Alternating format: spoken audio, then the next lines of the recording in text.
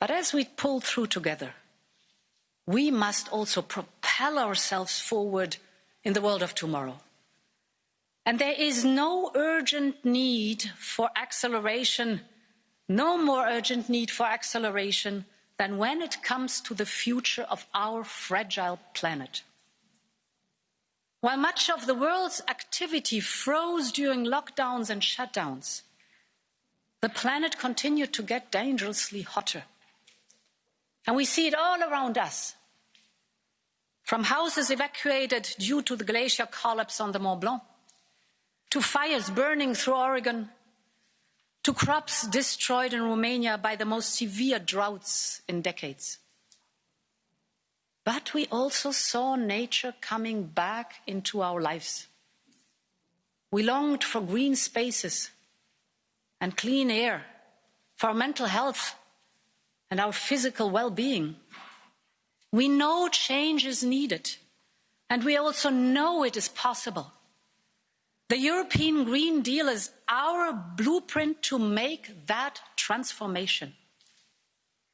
At the heart of it is our mission to become the first climate-neutral continent in 2050. But we will not get there with the status quo. We need to go faster, and we need to do things better.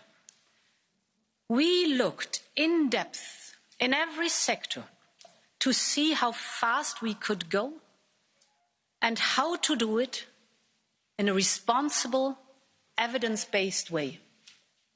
We held a wide public consultation and conducted an extensive impact assessment.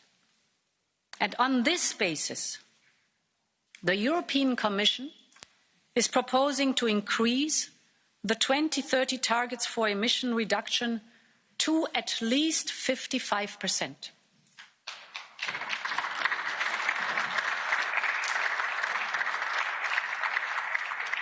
I recognize that this increase from 40 to 55 is too much for some and not enough for others.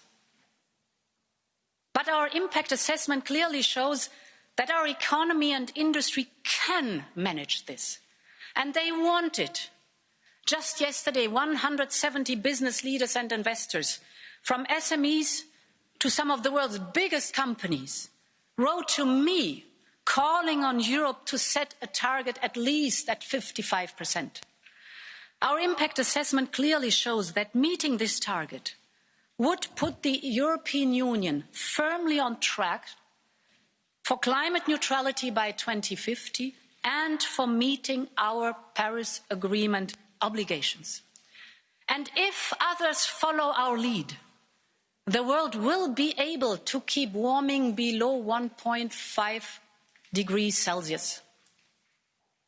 I'm fully aware that many of our partners are far away from that, but we have to lead. And I will come back to the carbon border adjustment mechanism later. But for us, the 2030 target is ambitious, it's achievable, and it is beneficial for Europe. We can do it. And we have already shown that we can do it. While emissions dropped 25% since 1990, our economy grew more than 60%. The difference is now that we now have the technology, we have way more expertise, and we have the investment.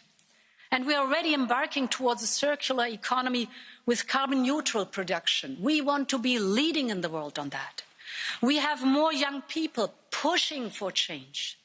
We have more proof that what is good for the climate is good for business and is good for us all. And we have a solemn promise to leave no one behind in this transformation.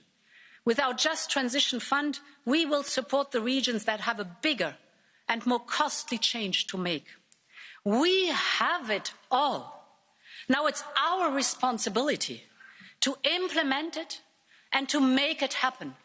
And I want you at my side, and I invite you for this endeavour, because we only can do it together. This is our mission on the European level, honourable members.